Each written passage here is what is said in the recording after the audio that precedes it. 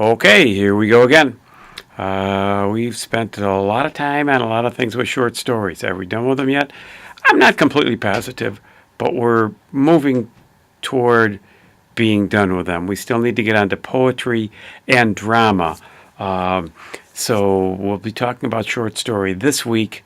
I'm not so sure about next week. It kind of depends upon what I see in your essays as we go forward this week. So, now a couple of things. One thing, first of all, about point of view.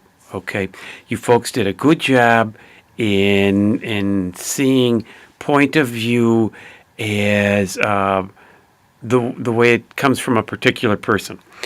But I want you to move this beyond the realm of fiction. Keep in mind, fiction is a reflection of real life. Okay? So I want you to remember that anytime you hear anything reported, you're getting it from an individual's point of view. And the whole story is going to be different from one person to another. I can't tell you how many times my wife and I have told people about the same incident, and yet and I mean, she's been my bride for more than 46 years, and so you would think that at this point we might tend to think alike, and we do in a lot of things, but we can talk about things that we experience together, and yet her take can be entirely different from my take. Give you a quick example, okay? It's become a little bit popular now for such things as a couple shower. Well, let me tell you, a woman might enjoy a couple shower, but in general, a guy is not going to enjoy a couple shower. So they might be at the same thing, but their description of it could be very different. It's going to come from their own personal point of view. You pointed out well, and one person came up with a really good title, as I asked you to do on the point of view thing.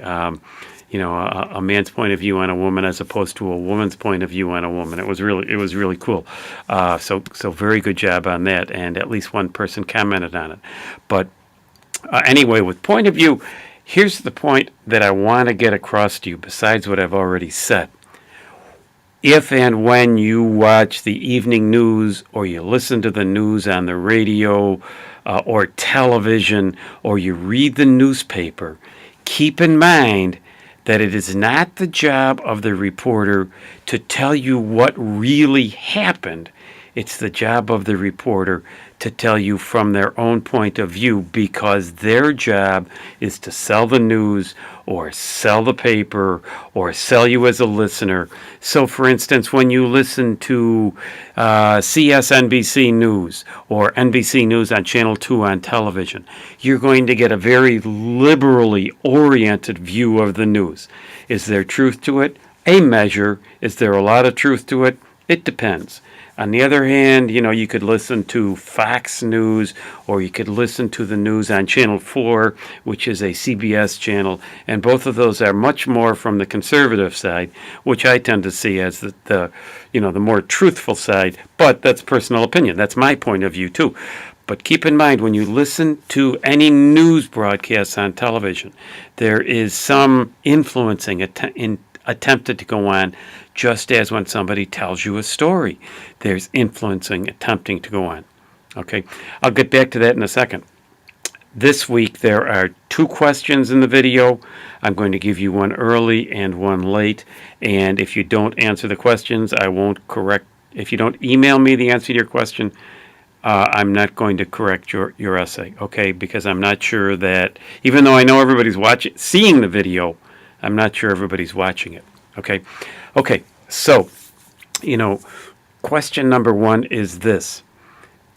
Tell me how a particular point of view, any particular point of view for any story, affects your understanding of it. Okay? Explain that to me. Well, that'll be question number 1 in your email response to me. Okay. Now, even television networks are trying to get a particular point of view across. So if you watch NBC, Channel 2 locally here, it's very liberal. It's very anti-religion. It's very anti-morals. It's very much pushing a totally liberal agenda. They constantly attack religion. They make it seem as if we shouldn't have any kind of feeling toward religion, and we shouldn't think ill of anybody, no matter what they do. And I mean, there's nothing wrong with finding good in everybody, but it seems like nothing is wrong with what's presented on Channel 2. And counter to that, you have the more conservative, most of the time more conservative programs that appear on Channel 4.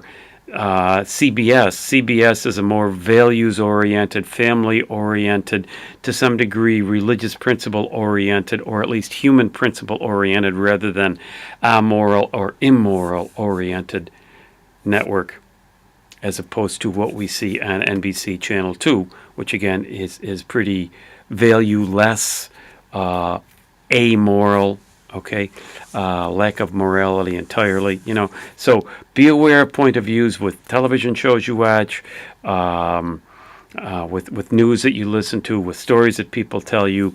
Be aware of point of view, because it's part of what we do and who we are, to kind of share our own point of view. Okay, so it's very, very difficult to see somebody who is completely objective. Okay, so point of view will come in a little bit later.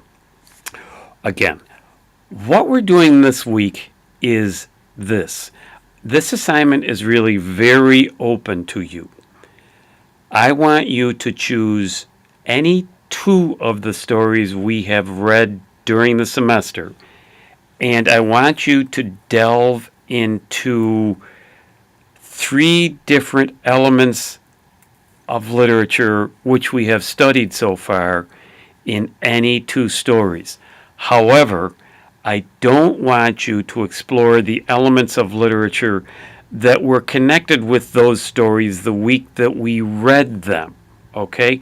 So, as a quick example, I wouldn't want you, if you were talking about to build a fire, to talk about the role of setting.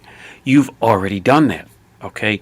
Or if we were talking about point of view, I wouldn't want you to talk about Lady with the Pet Dog for either Oates or Chekhov. And I apologize last week that Chekhov's name wouldn't come into my thick head. Okay? So I want you to look at any 2 stories that we've already read, okay, and explore 3 elements of literature in each of those 2 stories. Okay? Then again, don't be afraid to bring in your own experiences with any of those. Keep in mind that literature is always a reflection of the real world. It is a learning tool for us. So if you want to show in your discussion of a story how, in fact, you learned something that has helped you in life, and what element of literature maybe helped you learn that even better, that's fine. Okay, so that's what I want you to do this week. So it's not specific stories. It's any 2 of the stories that we've already read, any 3 of all the elements we've talked about, just not from the elements that pertain directly to those 2 stories that you're choosing. Okay, hopefully everybody understands that. Okay, question number 2 for you is this. At the end of the semester, the last week of the semester, we will be getting together as a class. We have to meet once during the semester as a class, okay? What I want you to do for question number 2 is tell me which evening of the week is the best evening for you. You may have, I don't know, a nursing class every Wednesday evening. So obviously you couldn't get together on Wednesday evenings. Okay? So try to figure out which evening is the best. If you have the kind of work schedule where you can kind of work around other things, let me know that too. Okay? Because we want to schedule a time when everybody can make it. So if you have any questions, you know how to get in touch with me. Have a good week, and we'll see you again soon.